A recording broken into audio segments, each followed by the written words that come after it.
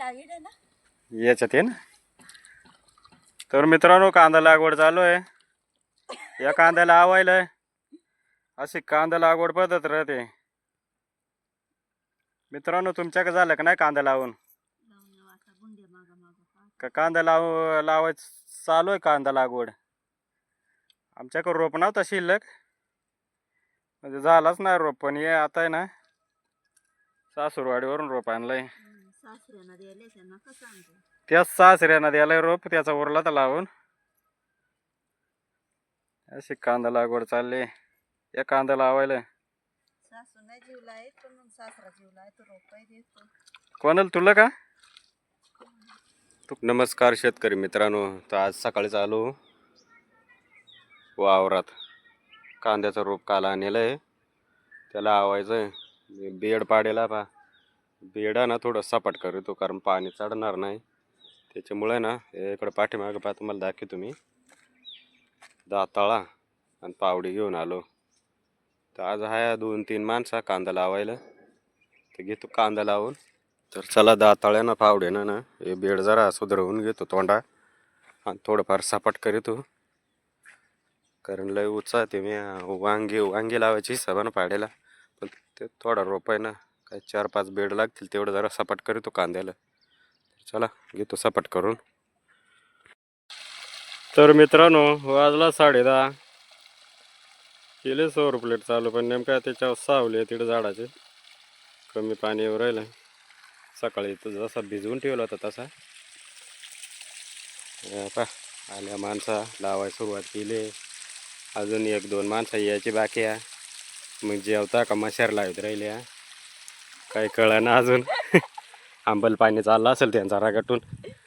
एकदा मिसऱ्या घासल्या म्हणजे मग गाड्या वांगल्या का डाळावर गाड्या लागत्या. मग आता कवा येत्या त्या डाळावरच्या गाड्या. अशी लागवड चालली कांदा लागवड.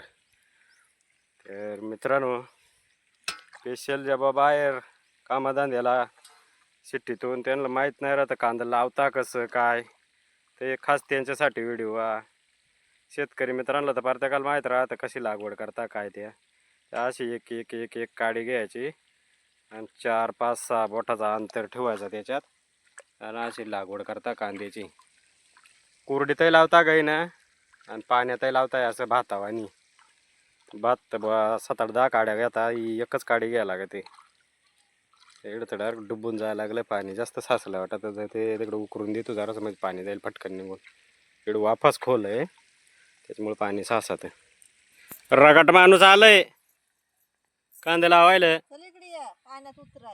औशिराम आताशी का आलं? औशिराम एवढं लेट आले का? काय आंबल पाणी करून आले की नाही? हा गुटीवरून माशेर आणेल ती बुजली की नाही? हा, आणि गुटील बॉम्ब आली ती. बायांचं 4-4 वापस झालं तेव्हा आले तू. चला जा तू वावर बांधायला.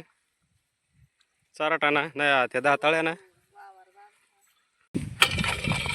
चला बांधायचं काम चालू आहे. प्रत्येक वाफेली उतार झालं बेड पाडून. बेड नसतं पाडलं ते बरं झालं आता. जवळ मी म्हणला थोडस 3-4 बेड वाफ काहीतरी लागतील कांदा. हे तर उलटा झाला. काही सांगताना नको नको म्हणतंय, दाबून हाणतंय, तसं झालंय. 3-4 बेड सांगला ना, जवळजवळ निम्मा वावर लागत आलंय. मग बरोबर आहे ना, नको नको म्हणतंय, दाबून हाणतंय, तेच झालंय. फुकट एवढा हात व्हायची वेळ झाली. एवढं बेड पाडलं म्हणलं एवढा रोप लागणारच नाही, म्हणजे वाफत एवढं लागणार नाही असं वाटलं. आता फार निम्मा वावर लागत आलंय. नको नको म्हणतंय, दाबून हाणतंय.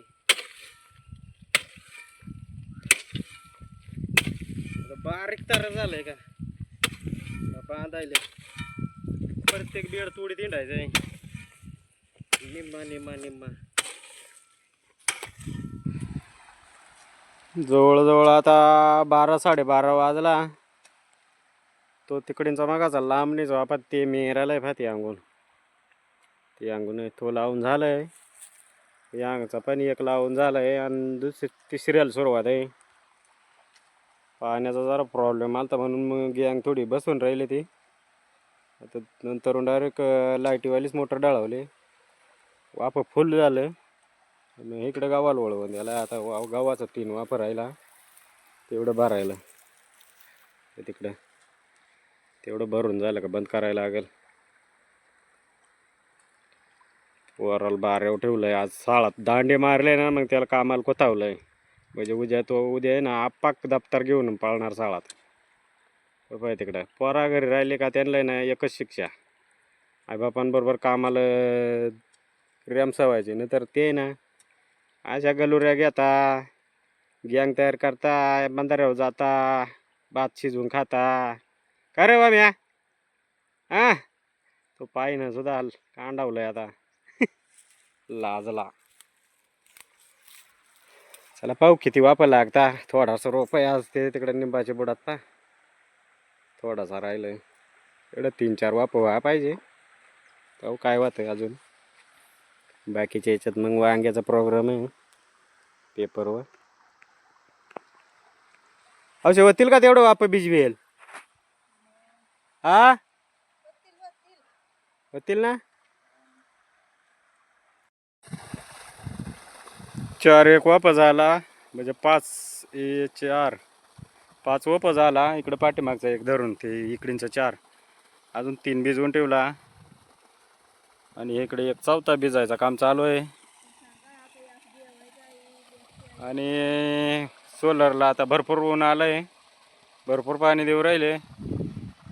वराला आता इकडे बाऱ्यावर ठेवलं आहे मी. हे पा ये बेड, हे पाय अंगून, हे पाय फावडे सपाट करत चालवलंय. आता ही साईड तर आणली आहे, ही आता दुसरी, आता ही आमची साईड परत वडीत आणणार, म्हणजे सपाट वापा होता. मग अजून किती वापा लागता काय ना, अजून आहे बी काय रे रोप बऱ्यापैकी.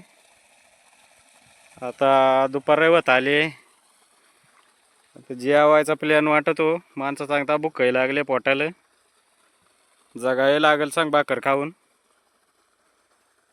मग त्याच्यात काय आमचा हावशीराम तर शेळ्यांकच जाईल आता. मग काय 2च बाया उरतील.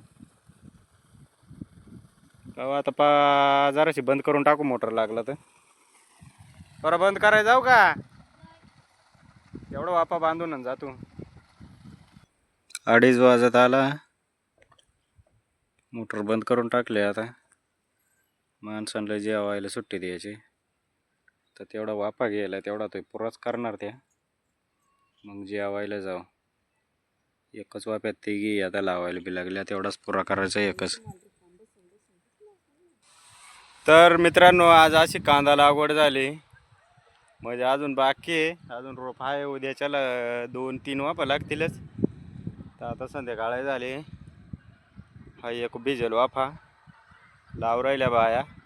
तो एक लांडा अर्धा भिजलाय, तो पाहू द्याला.